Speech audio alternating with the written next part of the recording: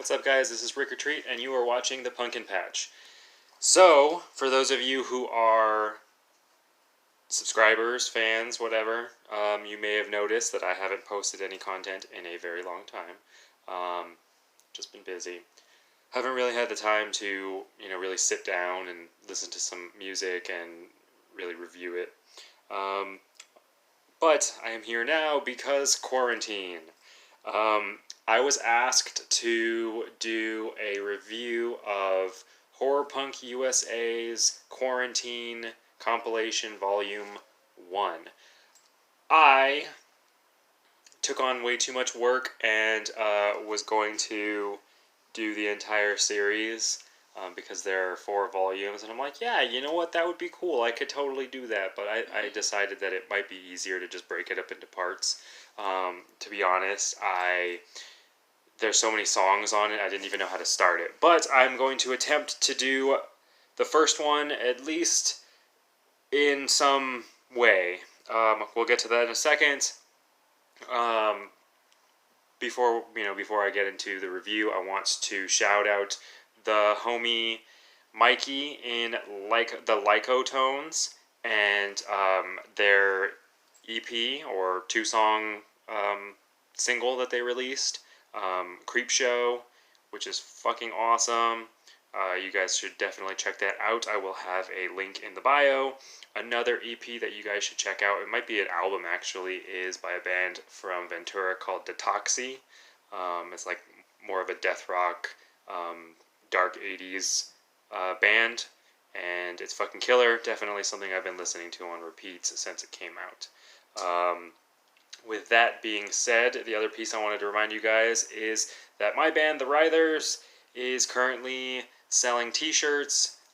We have one in black and we have one in pink of our Writhing Guy logo, and the money raised from that will go to helping us out in the studio. We need some gear fixed and things like that. And with this whole quarantine thing, some of us aren't working as much as we'd like to be. So any help, any sort of donations, anything like that would be really helpful. And we definitely appreciate that. With that all out of the way, I want to start this review. So Horror Punks USA is fucking awesome. I want to throw that out there. Ronan does a great job of promoting bands. If any of you are familiar with the stuff that they've done, or they were part of 5 Cent Freak Show's first U.S. tour, which they're near and dear to my heart, and hopefully we'll get to play with them. But ideally, it'll be a Horror Punks USA tour for us as well. They throw a lot of the Philly and a few of the other states or cities in the East Coast. They throw a lot of shows for that, and just the fact that they did this horror punk compilation is rad. Aside from that, just the amount of songs that they've gotten and the amount of talented bands that have contributed to it is phenomenal. For me, as much as I love the horror punk and psychobilly genres, I know that there is a lot of sort of not as savory bands, to say it in a nice way. It sort of kind of wax and wanes from very talented, like upper echelon sounding bands to sort of very, very, very poor quality or poorly written or poorly just terrible bands. I'm just going to say it, as crudely as I need to. But in this compilation series, there really isn't anything bad on it, which is fucking awesome. There are, I'm going to stop myself before I go into all of them. But Volume 1 in particular, shouts to 5 Cent Freak Show, shouts to Lycotones, shouts to Doomsdale High, all the homies in those bands. I don't know. There's just so much good shit on these compilations. It's like 18 songs. So I think what I'm gonna do is review a little bit of the unreleased songs, and again a few of the honorable mentions in my opinion that like really blew me away. I'm gonna try to do all four compilations in this way. I apologize if you're on this compilation and don't get a shout out. It does not mean that your music is bad or anything. I will continue to repeat that I love all of these compilations and hope Horror Punks USA does more. And I'm stoked to be a part of it myself. Writhers is on volume 2. So, with that all out of the way, I want to start out with the first unreleased track by The Haunting. The song is called They Live. As soon as this song kicks in, it punches you right in the dick. This band is sort of like, in my sonic register, kind of reminds me of The Offspring or like Pennywise. Kind of has that that tone in the vocals. This song being about the movie They Live. The chorus is, sorry, trying to read my notes, is They Live, We Sleep, and it's just very in your face, very catchy, like sort of, again, in your face, mosh track. There is a cool guitar, like solo-y bridge part. The whole thing is just really well put together. I'm really stoked. I'd like to find more from them, and I know, if I'm not mistaken, they're fairly new, and I'd hope to get more stuff in this style from them because I really enjoyed it. The second song that's previously unreleased is a band called Voice of Doom. The song is called the Debuke. Apologize, I know it's in the song, but now that I'm looking at my notes, I totally forgot how it was pronounced. This one sort of got that gloomy intro. This is a little bit more in the Zombies to Danzig style of horror punk, and it has like more of this sort of southerny tone in the vocals. Just very, again, that like bluesier influence, kind of slower sounding horror punk, and towards closer to the end, it I don't know, it just has this like doomy, maybe stoner metal kind of bridge to it that I really appreciated, really enjoyed. So that one was a good one. That's definitely a band. All of these bands are definitely bands I want to check out after this compilation. So the next unreleased track is from my friends in the Jasons. I think they did a reboot of a version of their song before, at least from the title. Song is Crazy Ralph 2020, and it's about everyone's favorite prophesizing, character from Friday the 13th, Ralph. Telling the kids to stay out of Camp Blood, that they're doomed. And so, as most Jason's songs, it's snotty, it's bratty, it's like Ramones core to the fucking bone, right? My favorite parts and a highlight of this song in particular, it says it has like these gang chants on "fuck you" and then "you're doomed," like in two different parts of maybe verse 1 and verse 2. And I don't know, it's fun. It's, like I said, it's snotty. It's like really totally on brand for their sound. I love it. Next song that is unreleased is by the Nagans, called Murderous Murder. This one has a little bit more of a garage rock vibe to it, at least from my ears. The guitar tone just kind of fits that vibe a little bit, and the vocals, once they kick in, have like this filter on it.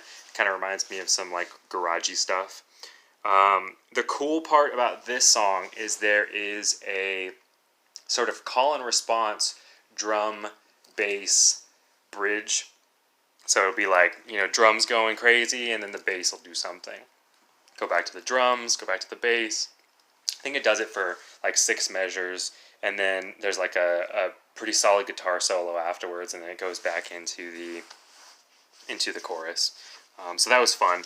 The one thing that I know that I appreciate the most about these compilations is it has every flavor of horror punk that's out there right now.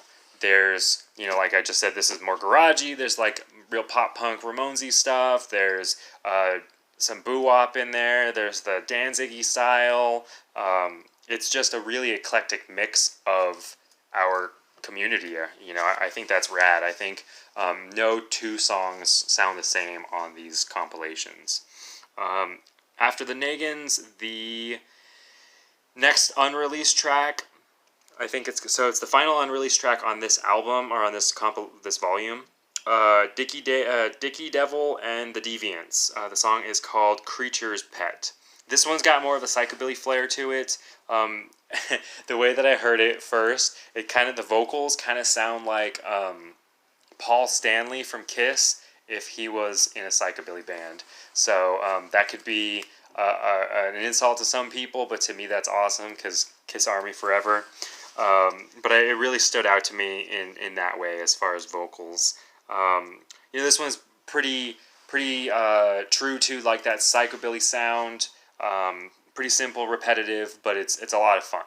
I think that's one of the cool things about like this song, and for example like the Jason's one, like there's not too much going on, but because there's not too much going on, it has the opportunity to like really be in your face and really be catchy, and like if I were to ever see these bands live, for the Jasons again, right, it would be easy to know when the song's going on, know the lyrics, really get into it, versus having too much technical stuff going on. So I really appreciate that.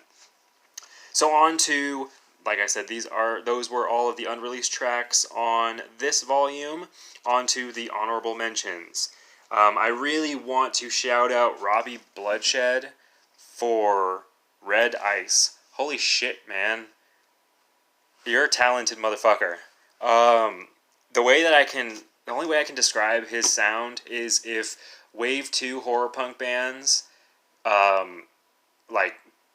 better and, were more talented and were in, a really good studio. Because the quality on it, just fucking, crisp. Everything's so crisp. The fact that he's, overlaying guitars and keyboards, and just his vocals really well done. Just it makes for good music, right? I think that's not to discredit any of the Wave 2 bands at all. I think what they were going for sounds good in that quality, but the stuff that he's doing and able to do, I think that's that is only able to make him sound better. If you haven't heard, also he did a rendition of In the Doorway that came out a few days ago. Fucking killer. So that's Robbie Bloodshed. The next honorable mention is the Sonic Creeps. This song was called Revolt of the Androids. Revolt of the Androids. This one's cool because it's actually the heaviest track on the album, probably. From my knowledge at the moment, probably the heaviest of all compilation, all volumes of this compilation. It's in that metalcore style, but it has more horror punk, hardcore vocal styles to it as well. So that's fucking cool. You know me, I came from a hardcore, metalcore bass before I got into horror punk. So really appreciate that. And I've heard this band before, and I'm really stoked that they were on it. After that, again, shouts to Lycotones. Their song Creepshow is on here. It is sort of reminiscent of early Calabrese, 13 Halloween stuff. And Mikey's vocals they work really well like this. Not that their older stuff that was more in a boo-wop style wasn't good for them, but I'm really digging this style change to it, and hopefully we get more stuff like this since he has a legit backing band now. So kudos. And finally, one that actually surprised me was Dr. Chud's X Ward. They have a song called Mommy Made Love to an Alien, and